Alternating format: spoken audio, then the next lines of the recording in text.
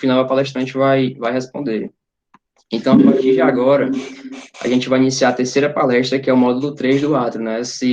Essa nova iniciativa do projeto, essa que está trazendo vários profissionais que atuam diretamente no Tribunal do Júri, né? Juiz, promotor, advogado, para a gente ter um contato mais próximo com quem trabalha com isso diariamente, né? Conversar um pouco sobre esses assuntos e ter um contato mesmo mais próximo. Então, nosso tema de hoje é o conflito ético entre o pré-julgamento da sociedade e o dever legal da justiça. E para falar desse tema, a gente vai ter uma conversa agora muito especial com a doutora Eliane Gaia, ela que é promotora de justiça no estado de Pernambuco já há 20 anos, é coordenadora do CAOP Criminal no estado de Pernambuco também, e tem 18 anos de experiência direta no Tribunal do Júri, então atua no primeiro júri da capital. E desde já eu passo a palavra para a doutora Eliane, né? Mais uma vez eu quero agradecê-la por ter aceito nosso convite e desejo a todos uma ótima palestra. Muito obrigado. Boa noite a todos. Tá me ouvindo bem? Tá legal? Tá tendo uma Tudo bem, pode microfonia falar. aí, Zinha. Eu queria agradecer pelo convite, estou muito feliz porque eu estou aqui com vocês.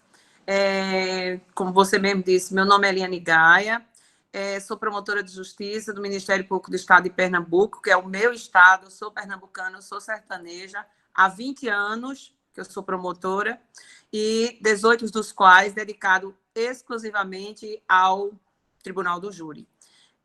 Passei muito tempo no Sertão, passei muito tempo em Olinda, agora eu estou na capital, atuando no primeiro Tribunal do Júri da capital.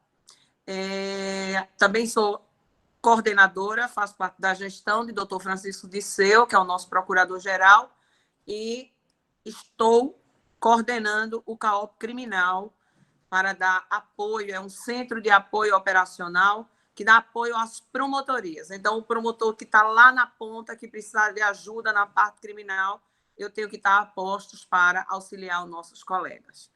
Para mim, foi uma honra esse convite. Como eu estava dizendo, eu adoro falar sobre júri. Júri é a minha paixão. Eu sou extremamente apaixonada por essa instituição democrática da justiça. Eu sou uma estudiosa do Tribunal do Júri e estudei sobre a mídia, a influência também da mídia nos julgamentos do Tribunal do Júri, né? Porque tem coisas que a gente percebe que torna-se um julgamento especial, diferente, principalmente aqueles casos de repercussão, né? E que a mídia utiliza muito, né, sobre esses casos de repercussão, crimes que repercutem na sociedade, no Brasil e no mundo. Então, eu estudei um pouco sobre essa questão da influência da mídia, né, nesses julgamentos.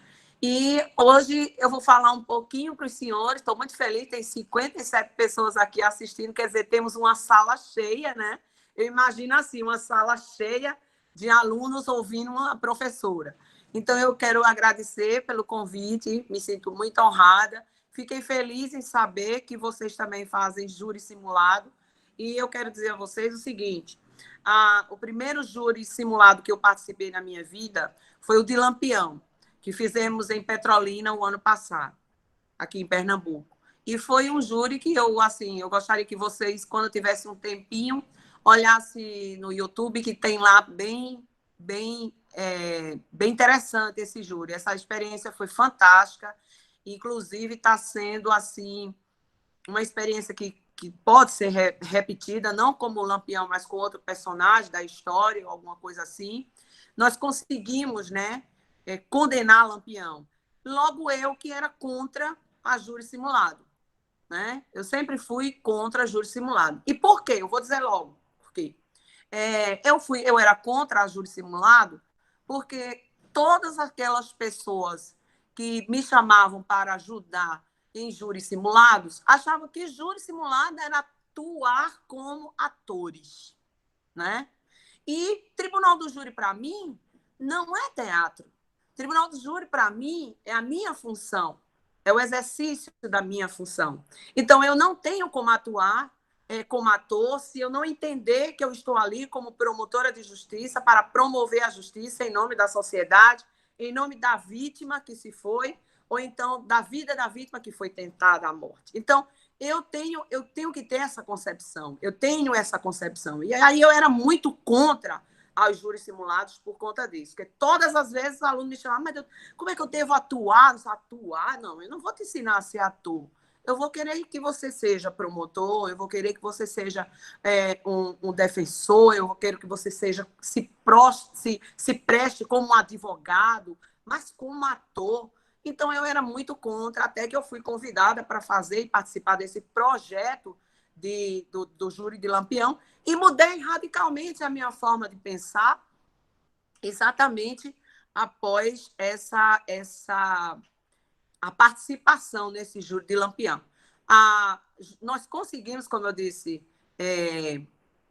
condenar o Lampião, né? O Lampião, que para nós é considerado, para alguns, até um herói, né? Nós conseguimos pegar um caso concreto, né?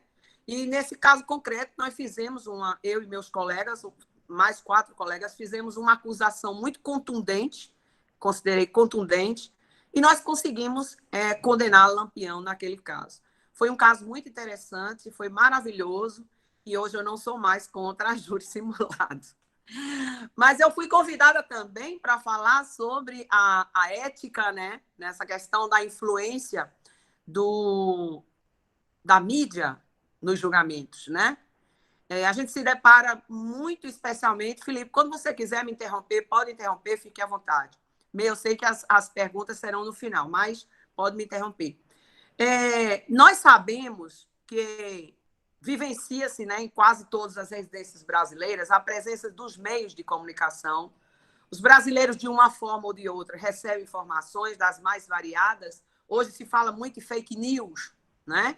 Que nós não devemos repassar informações a não ser que você comprou, se ela é verdadeira ou falsa, né? Mas a propagação hoje está muito maior, tanto no país como no mundo. No entanto, o problema está na qualidade dessas informações, pois notícia tornou-se, em muitos casos, uma poderosa arma nas mãos da imprensa sensacionalista, né? E é nesse momento que ela pode tornar-se perigosa, pois informar para garantir audiência poderá vir a causar um prejuízo enorme à privacidade, à honra, à imagem e à presunção de inocência daquele suspeito ou daquele acusado, né?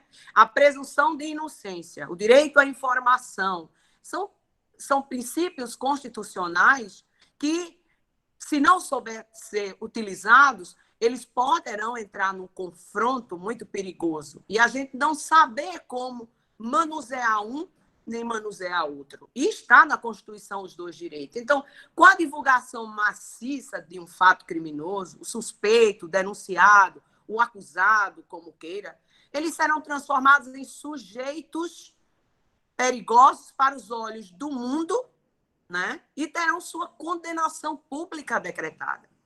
A gente tem que ter esse cuidado, né? E essa condenação pública, ela poderá vir a influenciar na convicção dos senhores do corpo de jurado. Pode. Eu vou dar um exemplo de um caso que eu fiz, que foi muito mediático, o caso do júri dos canibais de Garanhuns. A primeira vítima dos canibais de Garanhuns foi uma adolescente de 17 anos de Olinda. E esse júri foi muito mediático, a mídia foi muito em cima, e eles se tornaram pessoas extremamente perigosas para os olhos do nosso país e do mundo. Tinha imprensa internacional. Então, com certeza, a mídia poderá vir a influenciar a íntima convicção dos senhores do corpo de jurado. Nós sabemos o que é o Tribunal do Júri, que é uma instituição reconhecida pela Constituição Federal, né?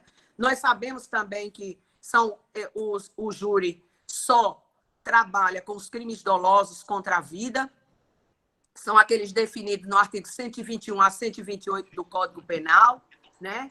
E também os seus crimes conexos. Pelo Tribunal do Júri, devem ser observados, acima de tudo, os princípios constitucionais da plenitude de defesa, o sigilo das votações, a soberania dos veredictos, ou melhor, a decisão advinda do corpo de jurados. Então, nós temos que saber que, excepcionalmente, em caso de prerrogativa de função ou foro de função, é que as pessoas não serão julgadas pelo tribunal do júri. Mas, em regra, todos os crimes dolosos contra a vida estarão sujeitos ao julgamento pelo tribunal do júri. Nós dizemos que o tribunal do júri é uma forma do exercício popular do poder judicial. Sua legitimidade constitui um mecanismo efetivo de participação popular. Ou seja, o exercício do poder emana diretamente do povo. É um poder que é consagrado, e esse poder é consagrado na Constituição Federal. Já nasceu o júri lá nos primórdios, 1251, depois veio para o Brasil, né? Com uma composição bem diferente, ao sorteio dos jurados. Eu estou dando uma geral, assim, eu acho que todo mundo aqui sabe como é a composição do tribunal do júri, né? Eu não vou querer perder muito tempo falando, né, sobre efetivamente a composição do júri. Mas que os jurados são juízes de fato, né?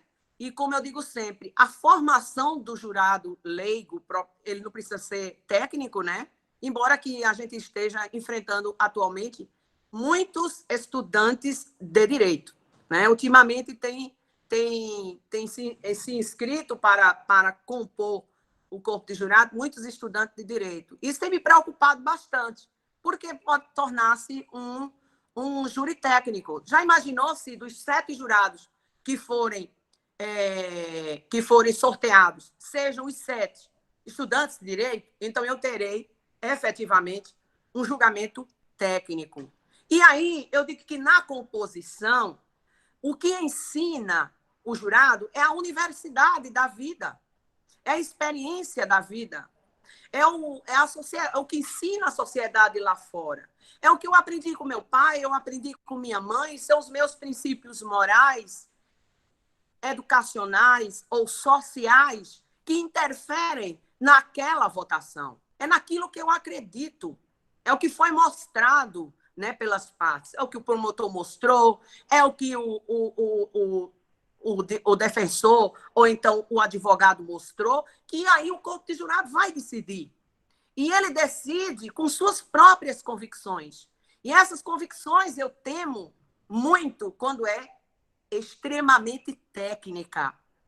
Quando é técnica, composta só de estudante de direito, esse julgamento efetivamente será técnico. Ele vai olhar o artigo, ele vai olhar as provas, ele já vai olhar com um olhar técnico, se passar pelo crivo técnico dele. Então, eu temo muito quando se diz que o corpo de jurado é técnico. É o corpo de jurado, a composição dele, diz, é popular, vinda do povo. O juiz leigo, que difere do juiz de direito. Entende? Então, essa é a essência do júri. Essa é a essência do corpo de jurado. Então, se o corpo de jurado assiste, por exemplo, maciçamente, aquele caso do júri dos canibais, do qual eu fui a promotora da primeira vítima, né? Quando ele entra, quando ele é sorteado, ele já tem a ideia pré-concebida um pouco do que viu na mídia. Porque a mídia, ela tem esse poder, né? Ela pode utilizar-se de ética ou não, entende? Então, cabe aos operadores do direito, nós que somos operadores do direito, ou então nós que somos os juízes da causa, no caso, dar aquele freio legal, sabe? Esse freio é que vai dar a certeza de que aquela decisão advinda do corpo de jurado não foi propriamente advinda da mídia, da formação preconcebida da mídia. Quando eu fiz esse júri, eu Desculpa, é que ligaram aqui para mim. Eu estou fazendo pelo celular e olhando o computador ao mesmo tempo. Tudo bem, sem problema. Quando eu fiz o júri, eu fiz muitos júris mediáticos, mas quando eu fiz esse júri, eu chamei a juíza e disse, olha, nós é que temos que dar o equilíbrio à mídia.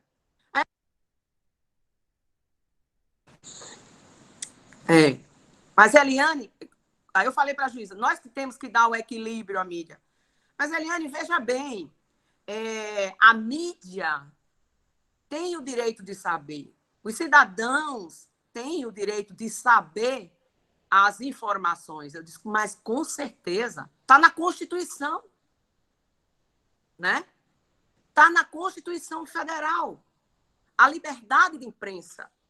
Os direitos fundamentais do cidadão, a liberdade de imprensa, está lá no artigo 5º da Constituição Federal.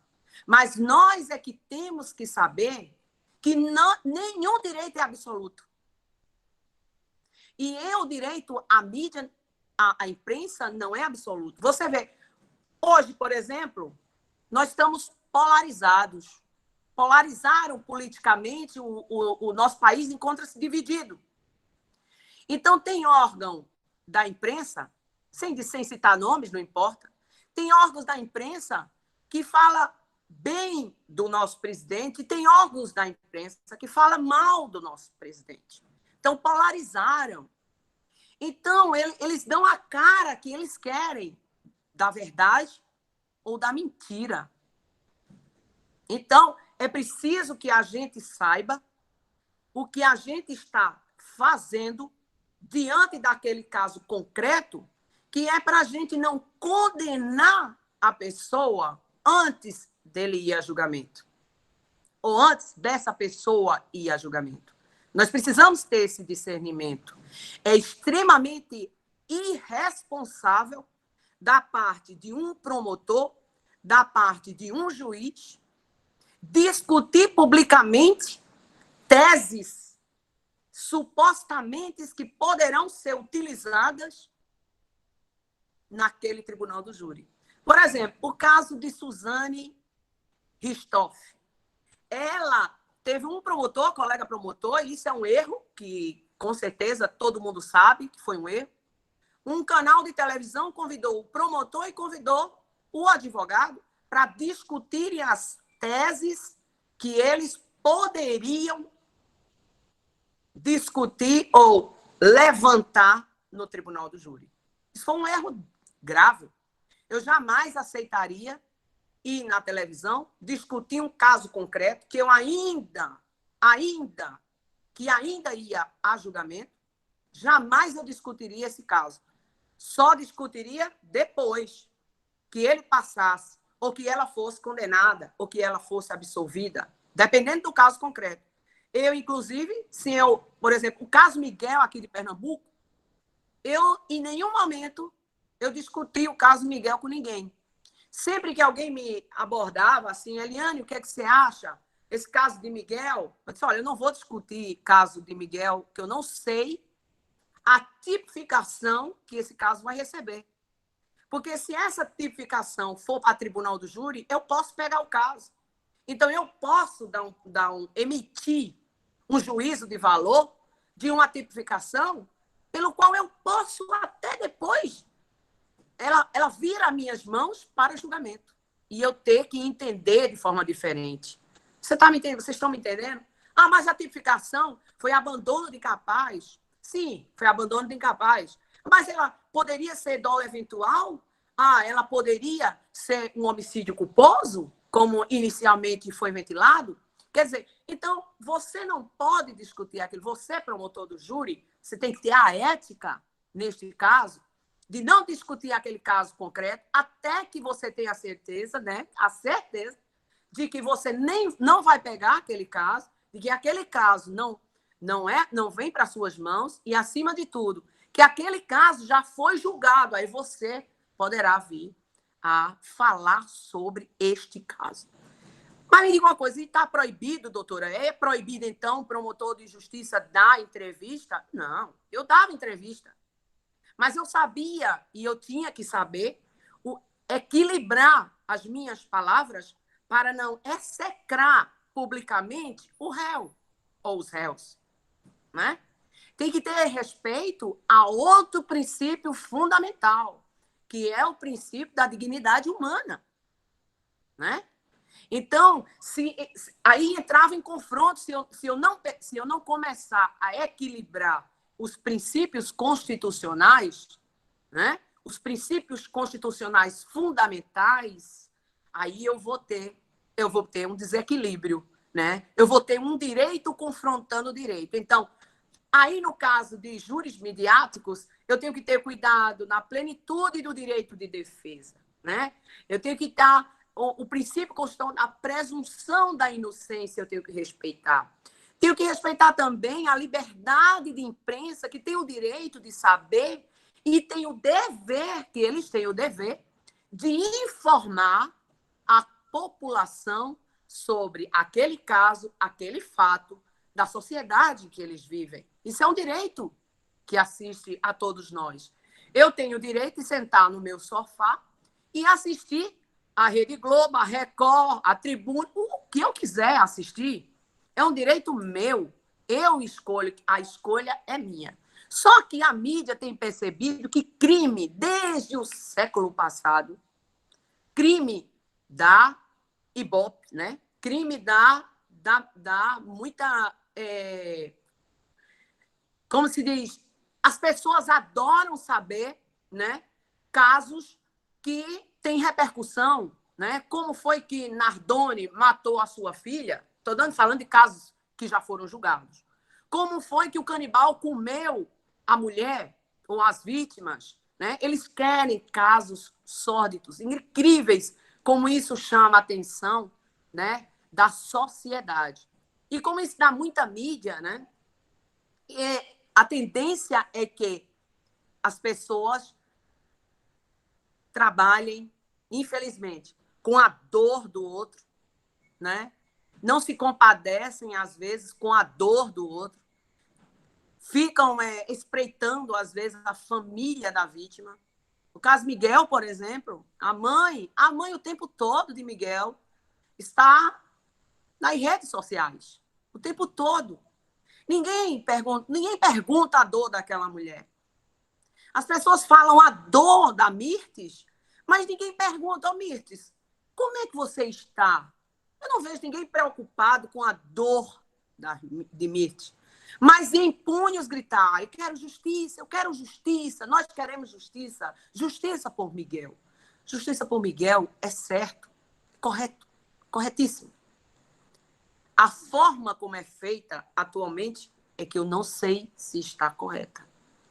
Então, eu vou cerrar meus punhos e sair gritando por justiça, execrando as pessoas, e sem me importar com a dor de Mirtes, entende? Então, é isso que a gente se preocupa, é isso que eu me preocupo.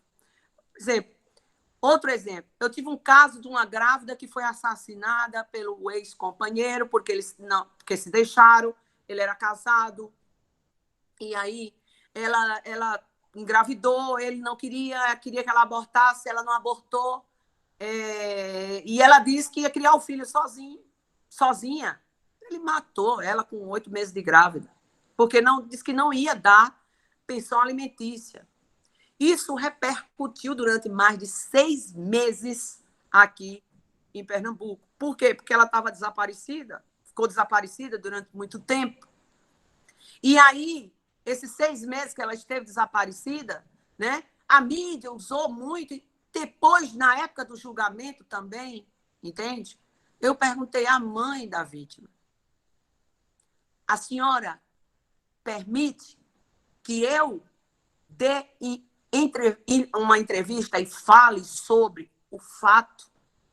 Claro, doutora Eliane, a senhora pode falar, fique à vontade. Não, mas eu quero perguntar à senhora, porque eu sei o quanto dói na senhora falar sobre isso. Ela disse, eu vou participar de tudo, da instrução até o julgamento. E a senhora, eu sei que eu vou ser ouvida, eu vou ficar frente a frente do homem que matou a minha filha, que matou meu neto. E no dia do julgamento, eu vou falar na frente dele tudo que eu sei sobre ele e a personalidade dele. Mas essa mãe me permitiu que eu falasse sobre a dor dela. Ela me permitiu. Quantas mães me permite que eu fale? Muitas. Eu tive um caso de um feminicídio recentemente, antes da pandemia, eu tive um caso de um feminicídio em que uma filha foi assassinada na frente da mãe. Ele chegou com uma pistola e deu 4 disparos, efetuou 4 disparos na frente da mãe da vítima. Eu conheci a mãe da vítima no dia do julgamento. No dia. Nesse processo eu não acompanhei nem a instrução. Mas no dia do julgamento, eu disse, eu vou falar muito. Eu vou falar muito e a senhora vai ter que... A senhora vai permitir que eu fale sobre a sua dor? Aí ela me deu um abraço e disse, fale exatamente sobre a minha dor. Porque só eu sei o que é essa dor já há 4 anos. Então, ela convive com essa dor dentro dela. Então, a gente tem que ter essa serenidade, né? Eu nunca, por exemplo, entro no tribunal do júri para execrar o réu. Faltar com respeito, tratá-lo com desrespeito ou me dirigir a ele com palavras injuriosas. Eu não gosto disso. Eu chamo o réu, o réu, o réu. É claro que a gente enfrenta situações, sabe, Felipe e demais alunos? A gente enfrenta situações. A gente enfrenta olhares ameaçadores, olhares intimidadores. A gente enfrenta isso no dia a dia. Mas a gente que está acostumado em júri sabe que isso faz parte mesmo. Entende? Teve um réu que olhou mesmo, intimidando, né? E eu disse, o senhor pode me olhar à vontade. Porque o seu olhar não vai me intimidar. Quando ele saiu, que ele saiu condenado, que ele saiu, ele cuspiu em minha direção. De asco, né? Claro, de ódio de mim. Foi a reação que ele teve. Sim. E aí? Eu ia também cuspir da mesma forma? Não. O cuspe não pegou em mim, né? Eu não tive... Não me atingiu. Eu entendi a indignação dele como ser humano, né? Procurei apenas saber de quem esse réu se trata, com quem ele é envolvido, quem ele é. Já que ele me intimidou tanto, tentou tanto me intimidar, eu tinha que saber de quem se tratava. Ele podia me mandar matar, eu não sei. Ele saiu injuriado. Enfim, são coisas de júri que a gente tem que, efetivamente, ter o controle de tudo, principalmente nesses casos midiáticos. Tem o direito o réu, tem o direito a vítima e tem direito a imprensa, né? E a imprensa é um direito coletivo, mas que não pode execrar o ser humano a ponto de reduzi-lo a nada. Porque temos que respeitar os direitos fundamentais de todo ser humano e da dignidade da pessoa humana. Então, a questão ética cabe ao juiz da causa, ele dá o tempero certo, a proporção do que ele quer que a imprensa saiba ou não saiba. Outra coisa que eu também, quando no julgamento, porque muita coisa sai desvirtuado, muita coisa. Por exemplo, esse dos canibais. Dizia-se que as coxinhas que eram feitas para vender eram coxinhas feitas por carne humana. Em nenhum momento, senhores, em nenhum momento do processo ficou comprovado que os canibais venderam coxinhas com carne humana, feitas por carne humana. Em nenhum momento. E até hoje se fala nesse processo dizendo isso. Mas é como eu digo, o que a gente tem que se ater, e na hora que eu vou fazer um julgamento imediato que eu digo isso, nós temos que se ater, são nas provas constantes dos autos. As provas é que me dão o equilíbrio para eu mostrar para o corpo de jurado o que é verdadeiro, o que é falso. Hoje eu estava numa imprensa, numa coletiva, e queriam que eu dissesse aquilo que não estava na investigação. Então eu digo, se você colocar, senhor jornalista, não será eu, promotora de justiça Eliane Gai, está dizendo, mas você que está afirmando. Então não coloque como eu dizendo que eu não vou aceitar. Quer dizer, são coisas que inventam e são tidas como verdadeiras, acreditam como sendo verdadeiras e terminam, às vezes, se tornando uma verdade. E quando o corpo de jurado entra, já está com o conceito pré-concebido, não pelo que está nos autos, mas o que está dito pela mídia. Tanto é que, quando terminou o julgamento dos canibais, que foram 2 dias de julgamento, um senhor do corpo de jurado chegou para mim e disse, doutora, tanta coisa dita pela mídia que não era verdade. Eu digo, é por isso que eu faço questão, a minha bússola orientadora, né, que eu chamo, é o processo. São as provas constantes nos autos. Eu tenho que me orientar por elas. Essa bússola orientadora que eu utilizo é a que eu estou tentando dar um caminho aos senhores para os senhores chegarem a um veredicto. Para os senhores chegarem, para saber, os senhores saberem como é que vão julgar, como vão responder. A materialidade está comprovada? Está. Foi o autor que matou? Sim ou não? O senhor absolve o réu? Vem as qualificadoras estão presentes? Então, eu tenho que explicar aos senhores do corpo de jurado e tenho que ter ética também para isso, né? Ética é uma palavra muito pouco utilizada hoje pelos oradores, viu? De julgamento.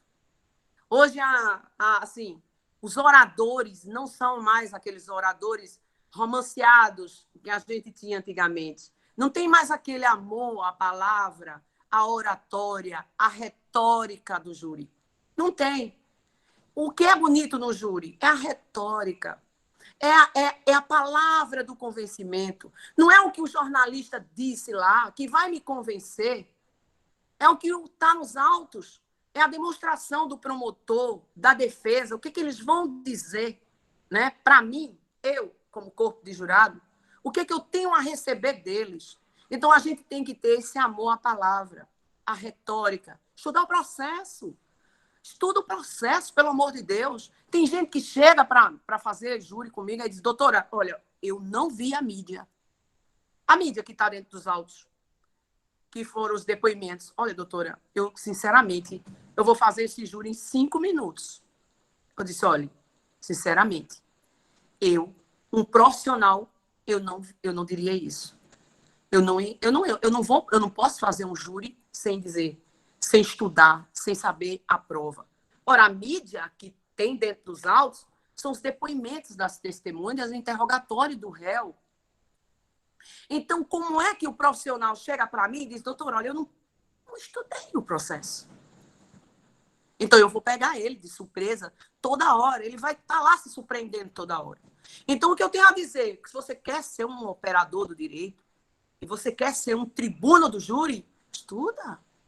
Estuda o processo de capa a capa. Você não pode chegar e ser surpreendido pelo promotor. Você não pode chegar e ser surpreendido pela defesa. Você não pode.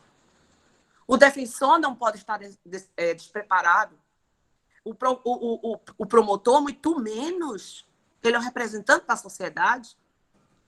O advogado que vai sem estudar, achando que no momento certo vai encontrar as palavras adequadas para falar, se não estudou o processo, pelo amor de Deus, ele não vai encontrar.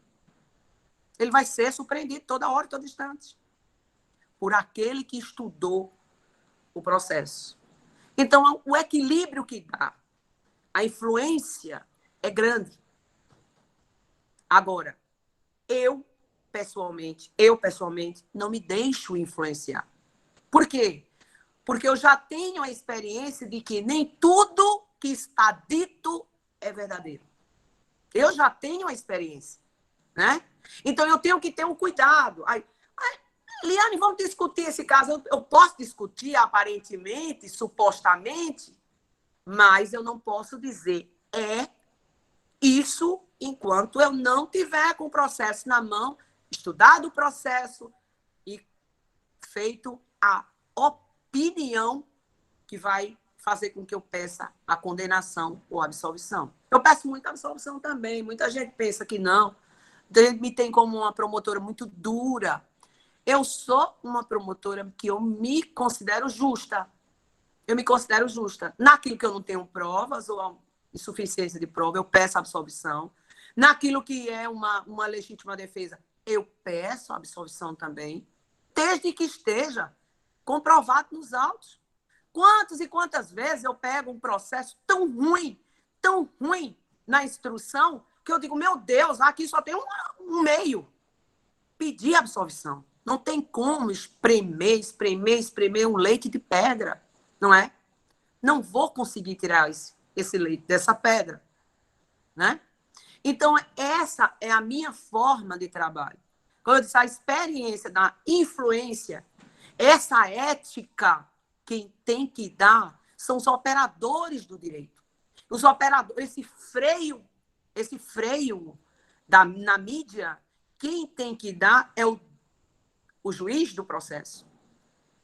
Vai esconder prova da mídia? Não, não é esconder prova da mídia. É saber equilibrar para que aquele cidadão não seja condenado antes de entrar em julgamento.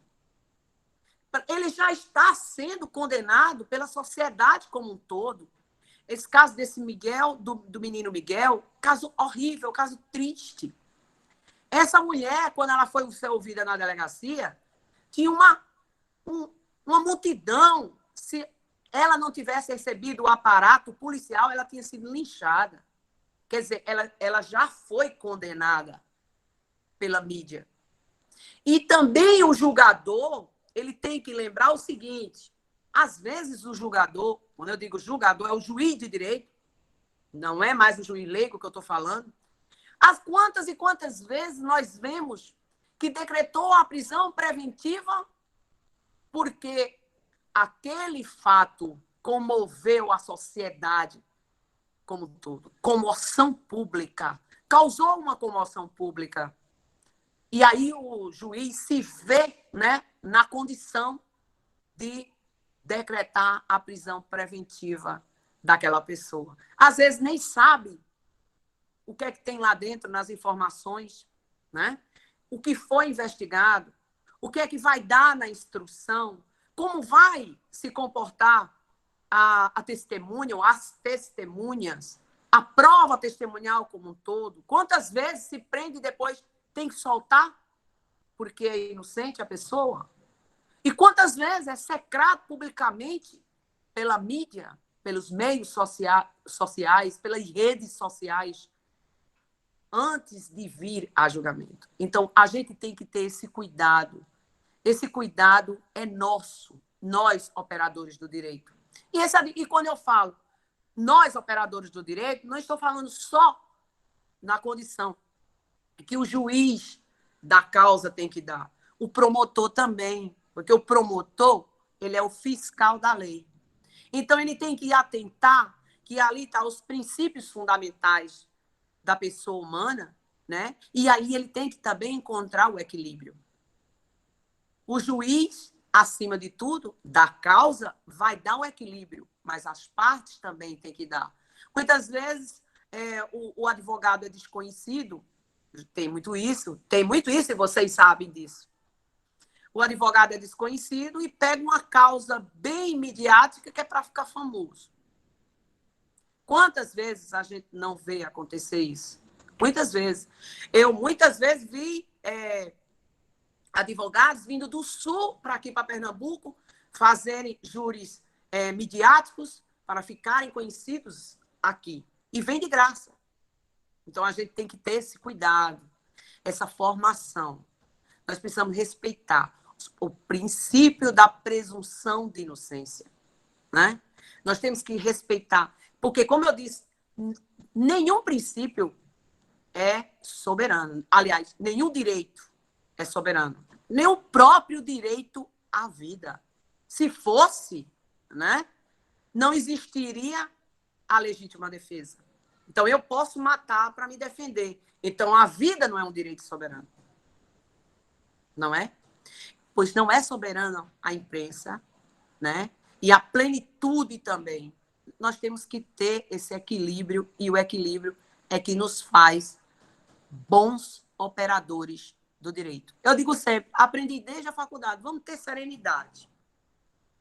A serenidade é uma palavra que você não pode retirar nunca do seu vocabulário.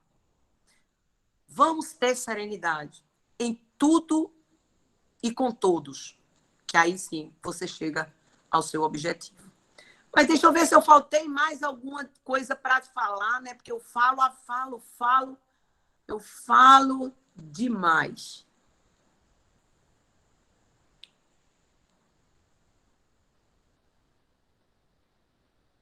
Bom, aqui está o direito de imprensa.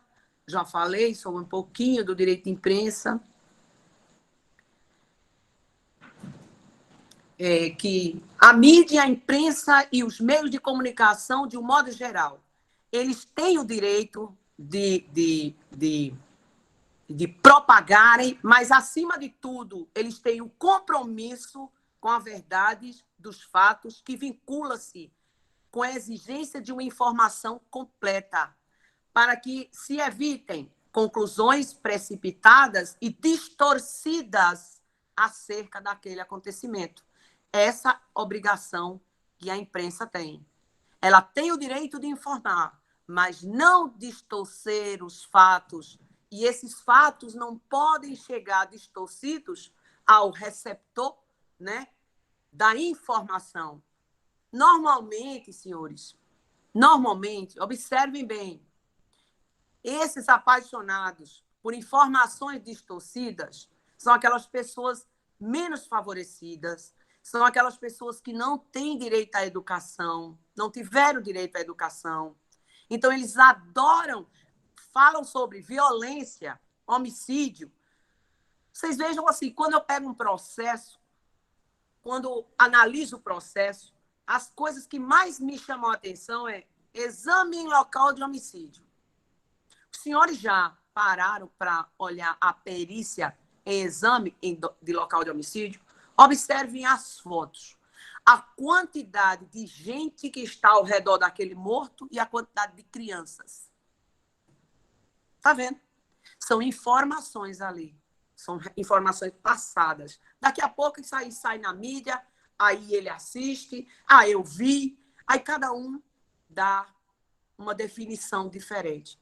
Essas informações distorcidas podem ser comparadas também, senhores, às nossas testemunhas. Quando nós ouvimos nossas testemunhas na instrução, cada uma dá uma versão diferente da outra. Embora, vamos dizer, 5 pessoas tenham assistido, essas 5 pessoas tenham assistido um homicídio acontecer.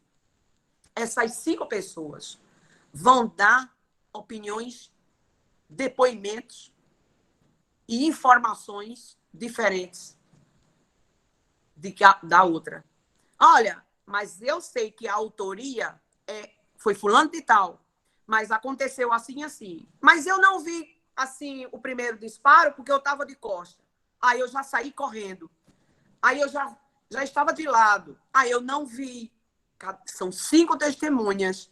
Elas vão dar opiniões diferentes. Imagine uma mídia maciça lhe dando opiniões e informações distorcidas. E você só recebendo informações. O caso agora da pandemia que nós estamos vivendo, eu não sei se aconteceu o mesmo com os senhores. Você tomar um copinho aqui.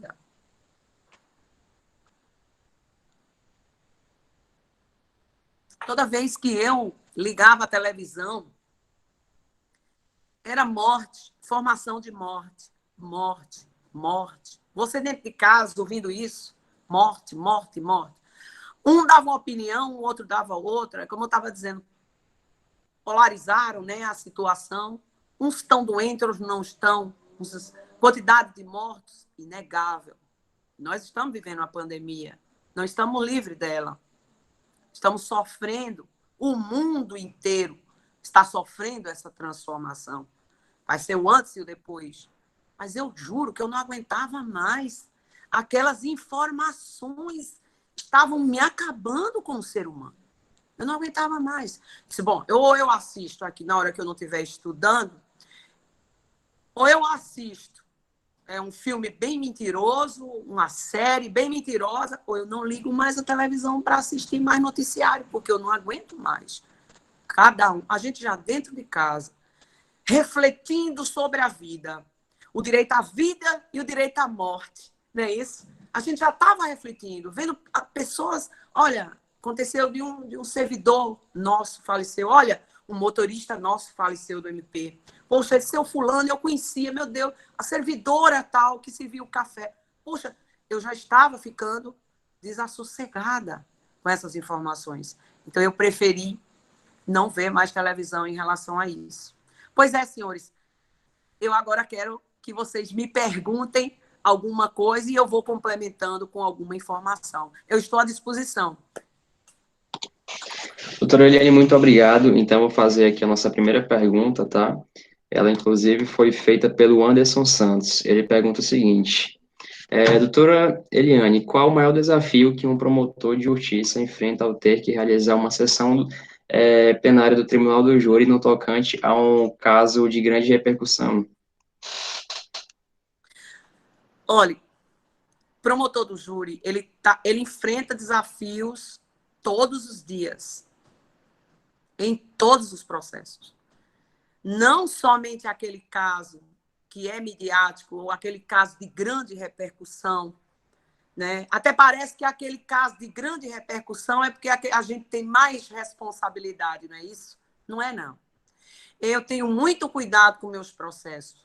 Eu digo, e até eu disse isso numa aula inaugural, aqui na faculdade de Olinda, eu disse, cada processo, para mim, é um filho único. Eu estou estudando hoje o processo, amanhã eu terei outra sessão, depois eu terei outra sessão, depois eu terei outra sessão. Então, eu pego com o mesmo cuidado. É lógico que aquele júri que teve muita repercussão, você vai ser questionado pela imprensa, você vai ser mais questionado pelo advogado que estudou o processo, que quando é midiático, estuda muito. Então, o maior desafio para mim consiste em convencer o corpo de jurado que aquelas provas constantes nos autos nos autorizam a pedir a condenação. Para mim, é sempre o mesmo desafio.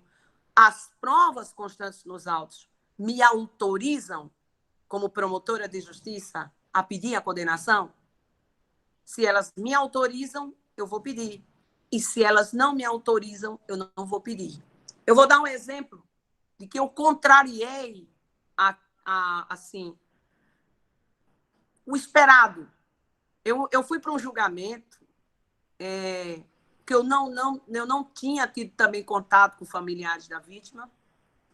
E aí eu fui para um julgamento lá em Olinda, que quando eu entrei na sessão, o plenário estava cheio de familiares da vítima, com as camisas pedindo justiça. Aquilo ali foi chocante para mim. Por que foi chocante?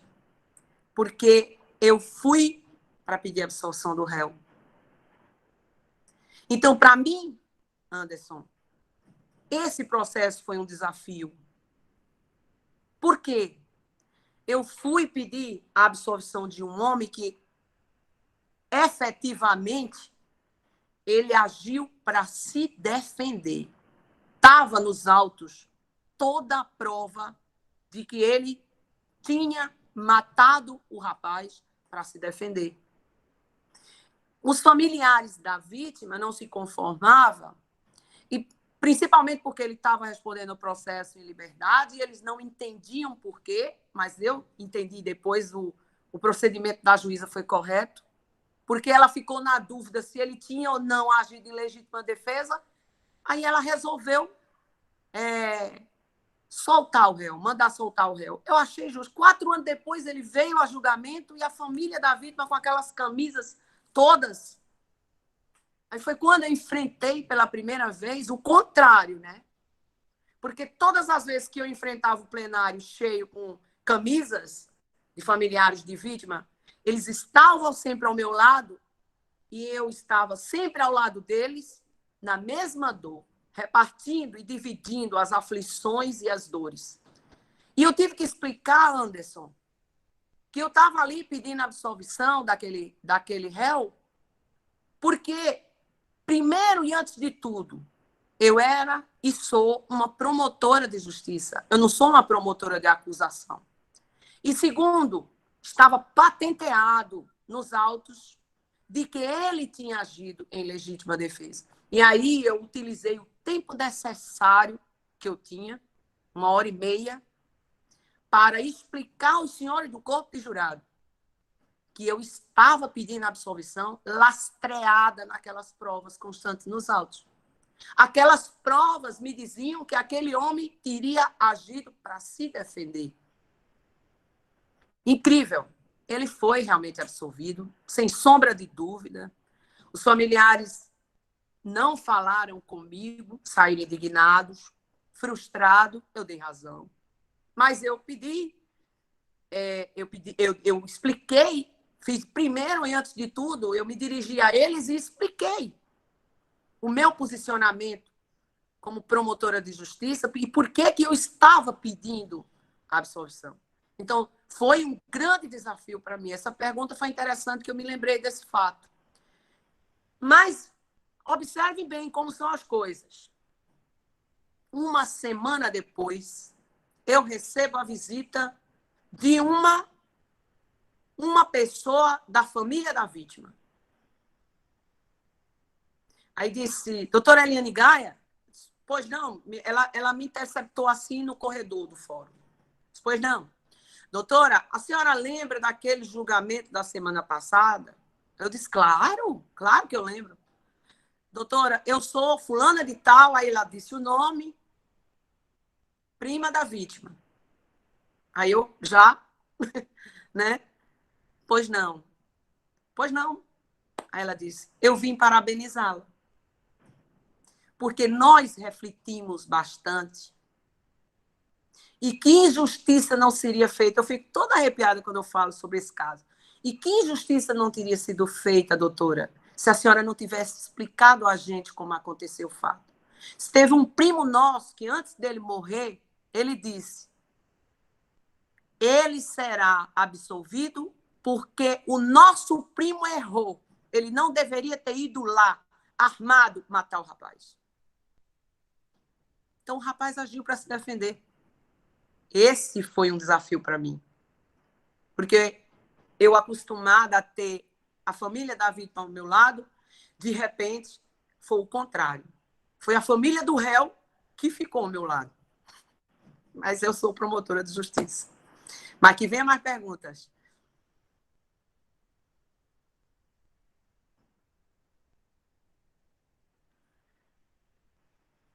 Felipe, eu não estou ouvindo. Liga teu microfone. Show, desculpa. Pronto, a próxima pergunta foi feita pelo Diego Dantas. Ele pergunta o seguinte, doutora Eliane, como lidar... Diego Dantas. Diego Dantas, ele pergunta, doutora Eliane, como lidar com casos em que a sociedade e muitas das vezes a própria mídia cai em cima de um acusado, já acusando ele antes mesmo da realização do júri, e o profissional, no caso a senhora como promotora de justiça, opta pela absolvição desses casos? É como eu disse, essa pergunta tem tudo a ver com a outra, né? A resposta. Como eu disse, eu sou promotora de justiça. Eu pego o caso de repercussão, o que eu tenho que me pautar são as provas dos autos. Eu não vou me pautar pela mídia, eu não vou me pautar pelo um achômetro de um, de outro. Já eu vejo muitos juristas, né, falando sobre o caso de Miguel, por exemplo. Muitas pessoas dando interpretações, cada um diversificado, né? Então, eu não vou me pautar por A, por B, por C. Não, eu vou olhar o processo. O processo é minha bússola para encontrar o meu destino final. E o destino final, quem é? O corpo de jurado. E o corpo de jurado não são os destinatários da prova? Então, eu vou mostrar para eles o que é que eu tenho. Então, esse norte é o que eu sigo e eu estou pautada exatamente nisso. Essa pergunta tem tudo a ver com a anterior. Eu não me deixo influenciar. Não me deixo. Eu faço de tudo para não me influenciar. Tudo bem. A próxima pergunta foi feita pelo Vinícius Mateus. Ele pergunta o seguinte: doutora, o que você acha da atuação dos membros do Ministério Público que, mesmo sabendo que não existem indícios de autoria e materialidade de fato em face do réu, mesmo assim o promotor insiste em prejudicar o réu? Por vezes, verifico que alguns promotores se utilizam desse mecanismo, principalmente em situações de grande repercussão midiáticos, para ganhar nome da mídia, contraditório, né, visto que o promotor não pode contribuir para a condenação injusta de alguém. Eu nunca vi um promotor agir dessa forma. Eu, eu acho assim, pode ter caso, Vinícius, do promotor até exagerar, como eu disse a você, como no início eu dei uma explicação, no caso da Suzane, né? De que o promotor foi dar uma entrevista antes do julgamento. Isso aí eu achei extremamente antiético, entende? Mas o promotor de justiça, o verdadeiro promotor de justiça, ele não pode ser injusto. O nome já está dizendo, ele promove a justiça em prol da sociedade. Então, como é que ele sabe que não tem materialidade, não tem autoria e ele vai, mesmo assim, pedir a condenação do réu? Olha, uma coisa que fique clara, quando nós não temos materialidade, quer dizer, um homicídio que não tem corpo. Um homicídio que não tem corpo. Aí diz assim, mas doutora, como a senhora procede num homicídio que não tem corpo?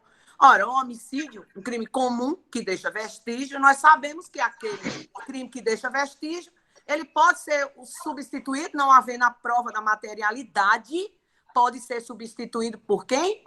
Por prova testemunhal. Então, para isso, eu tenho que ter uma prova testemunhal contundente, me dizendo que realmente a autoria está definida. Qual é o caso da grávida que eu tive? Até hoje não se encontrou o corpo da grávida. Ele jogou a grávida no mar, né? E até hoje ninguém localizou o corpo dela. Mas a prova testemunhal foi contundente em dizer que viu ele jogar o corpo dela no mar. O corpo da vítima. Então, sem materialidade, eu tenho que substituir pela prova testemunhal. E a autoria não pode estar mais ou menos. A autoria mais ou menos é para pedir para absolver. A autoria tem que estar definida, determinada. Foi fulano. Aí você pode estar dizendo assim, mas você pode estar querendo entrar na seara, Vinícius, da convicção pessoal.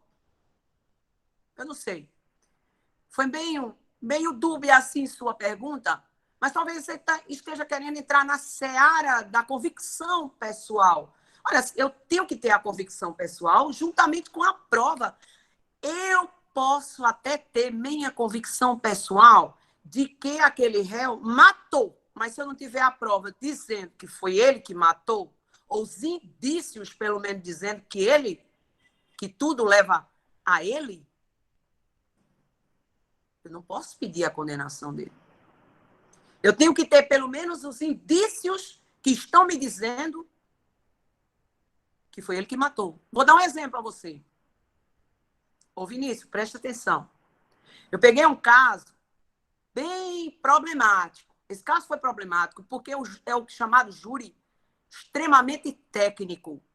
Houve um homicídio dentro de um bar, a mando da esposa da vítima e mais 4 pessoas envolvidas. As 4 pessoas envolvidas começaram a entrar em contradição. A pessoa que executou a vítima foi assassinada com 2 ou 3 dias depois, com queima de arquivo, né? E aí eu fiquei quase sem elementos, porque a pessoa tinha sido assassinada, mas aí houve uma confusão. E aí o delegado, juntamente com o promotor à época, vamos quebrar o sigilo aí da telefônico desse povo e vamos saber, através das herbes, onde esse povo se encontrava no dia da execução e na hora da execução do crime. Por incrível que pareça, as 4 pessoas, claro, menos a mandante do crime, né? As 4 pessoas, o executor, o condutor do veículo e as outras 2 responsáveis para contratar o criminoso, estavam todas 4 no mesmo lugar. As herbes me disseram isso. Estavam juntinhos, no mesmo cantinho. Quando o carro chegou, 2 pessoas desceram, uma já desceu atirando, matou a vítima. Então, são vestígios claros. Alguém me disse, fulano matou cicrano? Não. Mas os vestígios, as provas me disseram que mataram aquele rapaz e como mataram. Teve um reconhecimento, teve uma imagem mal feita de uma câmera assim de lado do bar. Os vestígios me levaram. A motivação me ajudou, que foi por causa de um seguro. Tinha muito dinheiro envolvido na história. A esposa queria se separar. A vítima não estava aceitando a separação. E veio uma mãe de santo que queria dinheiro na história. E foi todo mundo envolvido e estava todas 4 no mesmo lugarzinho na hora em que a pessoa foi assassinada. Então, pelos vestígios deixados, né? Pela motivação delituosa, né? Pela motivação do crime, nós chegamos à conclusão que tinham sido essas pessoas responsáveis pela morte da vítima e nós conseguimos condenar. Agora aí é convicção e prova junto. Não só minha convicção. Se aquelas pessoas, Vinícius, não tivessem lá as 4 pessoas naquele cantinho, na hora da execução do crime, eu não tinha outra prova contra. Mas nós conseguimos condenar. Pronto, a nossa próxima pergunta a gente recebeu pelo Instagram e a pessoa quer saber qual a opinião da senhora acerca dessa proposta do CNJ que autoriza a realização do Tribunal do Júri por videoconferência. O CNJ tem competência para isso? Nem termine! Totalmente contra. O princípio da oralidade do Tribunal do Júri. Como é que eu vou fazer júri assim? Olha, seu Felipe, olha, Jackson, olha, Adila, olha, Adri, olha, eu tenho aqui as seguintes provas nos autos. Olhando para vocês dessa forma, por favor, desliguem as suas câmeras, porque vai dar audiofonia e aí eu não posso olhar nos seus olhos. A oralidade do Tribunal do Júri, o encanto do Tribunal do Júri é a presença das pessoas no Tribunal do Júri. Eu não consigo me imaginar fazendo júri por videoconferência. Eu posso fazer uma audiência por videoconferência? Posso. Está sendo péssimo, horrível. Horrível. Mas é o que me resta nesse momento. Mas fazer júri por videoconferência, olha, o CNJ é composto, eu acho, por pessoas que nunca fizeram júri. Quando vieram com a proposta. Eu entendo perfeitamente que estamos vivendo um momento diferenciado. Nós estamos vivendo um momento único no mundo, né? Pelo menos a nossa geração, que está vivendo, nossos bisas ou tétaras viveram a peste, né, anterior, mas estamos vivendo um momento diferenciado, mas mesmo assim, eu juro, eu já disse, eu faço 2 júris por dia, até a gente controlar, mas eu não faço júri por videoconferência. Não tem como. Não tem sentido. Tudo bem. A nossa próxima pergunta também foi feita pelo Instagram, e a pessoa pergunta assim: durante seus 18 anos de atuação no Tribunal do Júri, como a senhora lida com o risco da profissão? É uma coisa que a gente assume, né? É assim, você tem medo, não assuma. Você tem... você não tem medo? Tem coisas que a gente tem, lógico, é evidente, mas a gente tem os cuidados, os nossos cuidados pessoais, né? Mas, graças a Deus, é como eu digo, olha, eu trabalho com juiz, excelente relacionamento, eu trabalho com os defensores, relacionamento maravilhoso. A OAB aqui eu tenho um relacionamento ótimo, maravilhoso. E os réus eu trato sempre muito bem. Só tive esse caso aí desse rapaz, mas eu nunca tive problema de dizer fui ameaçada, enfrentar perigos. Não, eu não até agora eu tenho me saído bem. Não posso dizer que enfrento perigos. Os perigos são comuns a toda e qualquer profissão, né? Você é um profissional em que você optou por acusar. Mas eu também sou uma profissional que eu primo pela liberdade. Tanto é que eu peço absolvição. Então, esses perigos, né, que a gente enfrenta no dia a dia, a gente sabe ultrapassar com sabedoria. Tudo Tem bem. coisas que tem coisas que a gente realmente tem que ter mais cuidado. Por exemplo, você enfrentar uma organização criminosa não é fácil, né? Então, tem determinados cuidados que você costuma ter, que não tinha e agora passa a ter, né? Mas faz parte da profissão. Eu não vou deixar de trabalhar por conta disso, não. Os perigos eu enfrento. Show de bola. E a nossa última pergunta, que ela é bem interessante, foi feita pela Mirela Santos. A última, Pergunta... Ela pergunta o seguinte: boa noite, doutora Eliane. Se a senhora pudesse dar um conselho para a Eliane do passado, como promotora no seu primeiro tribunal do júri, qual seria? Nenhum. Nenhum. Primeiro júri que eu fiz foi na cidade de João Alfredo. Era hoje para ser considerado feminicídio. E eu fiz um júri que, para ser o primeiro, eu mesmo tenho orgulho de mim mesma. Aquela Maria Aparecida que foi assassinada pelo companheiro, né? Eu lutei com todas as forças para a condenação daquele homem, né? Ele foi cínico, ele brincou com a vida dela, ele foi uma pessoa impiedosa, sabe? A personalidade do réu, eu destrinchei direitinho, sabe? Eu lembro que eu rebati, quando eu fui para a réplica, eu rebati eu tive o cuidado de anotar tudo o que a defesa dizia para poder eu rebater na réplica. Quando eu voltasse à réplica, eu saber o que dizer. Então, eu diria que eu fui bem. Comparado ao primeiro, eu fui bem. E foi dali que nasceu mais a vontade, porque eu já tinha vontade desde os 12 anos de idade, né? Já tinha vontade de trabalhar no Tribunal do Júri, que foi o primeiro júri que eu assisti, né? Com essa idade. E dali eu vi que realmente eu nasci para o júri. E fiquei. Tudo bem, doutora Eliane, muito obrigada pela sua De participação. nada.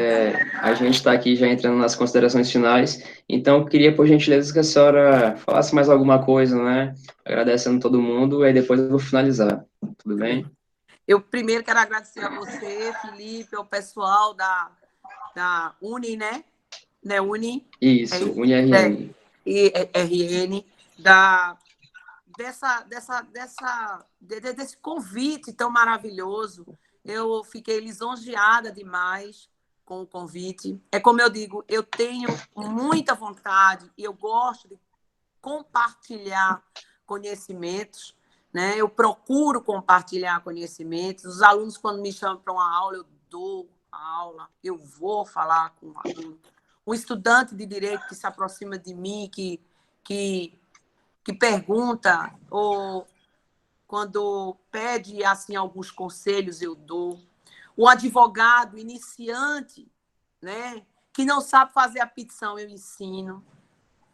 Sabe? Muitos já chegaram perto de mim. Doutor, eu vou fazer um pedido. Eu queria mostrar aqui antes à senhora se meu pedido está legal. Tá não, não tá não. Eu vou indeferir Deus de já, mas olha, faça assim, assim, assim, assim, assim, assim. Ensino, não tenho, sabe? Assim, eu eu gostaria de ter mais tempo para me dedicar, para ajudar aos estudantes na tribuna da vida, sabe? Porque o Tribunal do Júri é a tribuna da vida. Lá a gente luta pela vida, pela morte e pela liberdade. Eu sempre costumo dizer isso. O Tribunal do Júri é um ensinamento constante, né? Todos os dias, todo o processo é um ensinamento diferente do outro. Pode ser até a mesma tipificação, mas você tem, evidentemente, cada pessoa é diferente da outra, cada réu age diferente do outro, cada vítima reage diferente da outra. Então, eu não posso dizer os processos são iguais, porque as pessoas não são iguais, né? Então, eu quero agradecer muito, fiquei muito feliz com o convite, espero ter contribuído para a formação de vocês e quero pedir somente que duas coisinhas. Estudem, estudem, estudem. E segundo, sejam humildes e tenham serenidade na vida. Vence qualquer um dessa forma. Muito obrigada. Doutora Eliane, muito obrigado. A gente agradece mais uma vez a sua participação. Acho que foi uma noite bastante produtiva para todo mundo, né? Não só para mim. E desde já, a gente gostaria de lembrar também a todos que quem ainda não fez o credenciamento, é importante fazer para poder garantir a sua presença, né? O certificado. E também tem um questionáriozinho que a própria extensão disponibilizou de satisfação. A gente gostaria que também vocês pudessem responder. E antes de terminar, a gente projeta e se agradece a todo mundo pela participação. Muitos aqui estão presentes desde o primeiro módulo, né, que a gente fez 3 módulos já, o primeiro, o segundo e o terceiro, esse com a senhora. E muito obrigado a todo mundo que tirou um pouco do seu tempo para estar aqui com a gente. Né, o projeto atualmente é formado por 11 pessoas que fazem isso através de muito amor e carinho. Então, a gente está aqui muito feliz em poder ter realizado mais um grande evento, tá? Então, muito obrigado e fiquem todos felizes. Obrigada, beijão, Rio Grande do Norte. Oi, Foi um Felipe. prazer imenso. Oi, Rasman, tudo bem? Boa noite.